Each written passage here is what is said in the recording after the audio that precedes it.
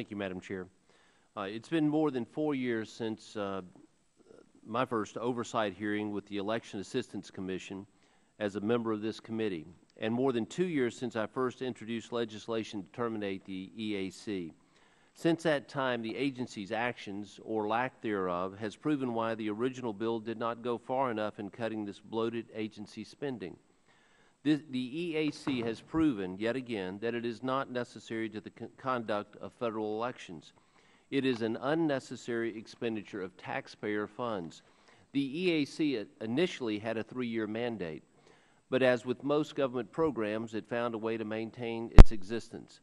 Unfortunately, it has become a bloated bureaucracy that mismanaged taxpayer dollars and has been the subject of 2 discriminatory hiring lawsuits, both of which cost the taxpayers money to resolve.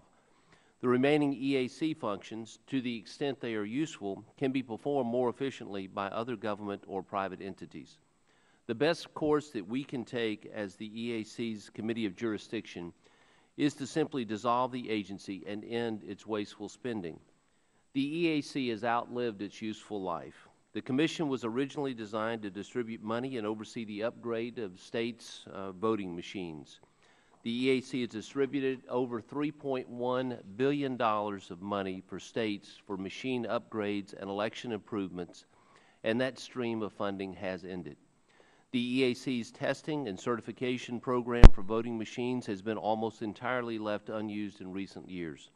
The program only has 11 voting machines with current certification and 1 in the testing phase. The machines are still being tested to standards created in 2005. This onerous, costly program is outdated and stifles innovation in the elections community. Even more important, the EAC has not had enough commissioners to act and conduct business since December of 2010 and has not had any commissioners since December of 2011. The Commission has also lacked an executive director since December 2011 and a general counsel since May of 2012, prohibiting them from conducting official business for the last 2 years.